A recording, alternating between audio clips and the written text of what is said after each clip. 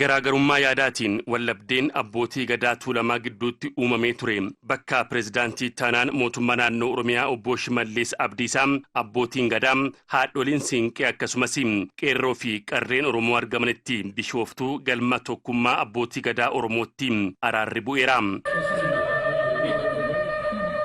Sirna araaraa kanarratti kan argaman pireezidaantii taanaan mootummaa naannoo Oromiyaa obbo Shimallis Abdiisaa abbootiin gadaa tuulamaa wallabdee isaan gidduutti uumamee ture akkaataa duudhaa Oromoo ganamaatiin waan furtaniif galatoomaa jedhanii. Gadaa tuulamaa keessatti rakkoo ture san abbootiin gadaa jirtan dubbattanii mari'attanii seeraaf sirna gadaa eegdanii rakkoo jiru waan hiiktaniif guddaa galatoomaa ulfaadha jechuun barbaada.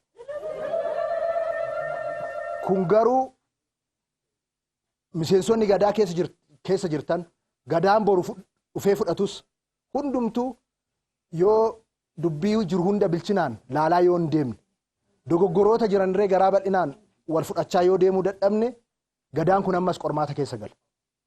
Dhimmi dhuunfaa kabajni dhuunfaa hafuutu irra jiraata.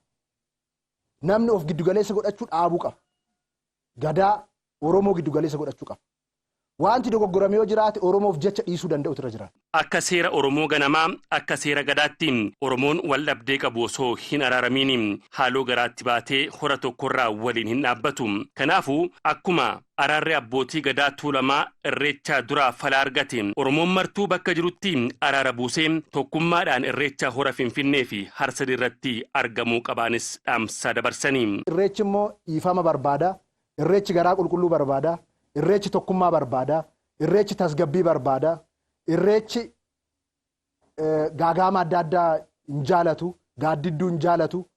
Kanaaf akkuma duudhaatti irreecha keenya nagaadhaan akka xumurru akkuma asitti har'a nagaan bu'e kana iddoo hundatti namni walitti gadde, namni garaa walitti hammaate, namni afaan jala wal darbe iddoo hundatti Oromiyaa guututti namni dhiifamaaf araaraan akka irreecha kanaaf jecha walitti deebi'u walitti araaramu. Akka harka wal qabatu akka aannan ol baasuun asumaan dhaamsa koo dabarsuu barbaada. Barri kun bara milkiitii, bara injifannootii, caalmatti immoo asifachi harkisaa asifachi jiru, shiraa asifachi jiru baratti dandamannee tokkummaadhaan, tasgabbiidhaan, mariidhaan, ilaaf ilaameedhaan caalmatti uummata keenya fuunee ceenu akka nuuf ta'u hawwii koo asumaan dabarsuun barbaada. Irreechi kan milkii, kan jaalalaa, kan gammachuu, kan tokkummaa Oromoo caalmatti itti calaqqisiisnu akka nuuf ta'u hawwaa. Abbootiin gadaa fi jaarsoliin araaraasiin araara bu'eetti kan gammadan ta'uu dubbataniiru. Irreechi araara, wadaaja, jaalala. Kanaaf amma wal dhiibuun keechan seera maleedha, aadaa maleedha. Gadaa waliin dhibdu, gadaa waliin himattu. Aadaa malee wal dhiibaa turtanii dubbiitu wal jala isin jala dabree jenneeti hayyoonni anarraa godinarraa dhuftee jala bultiidhaan asitti warra kana walitti fayyifnee. Araarri har'aa'ee baay'ee na gammachiisee jira. Maaliif na gammachiisee kan dhufu irreecha. Irreecha immoo uummata Itoophiyaatiitu irreecha Oromoo qofa oduun ta'een akkuma Itoophiyaatiitu irreecha kana laalus kan dhufu jira.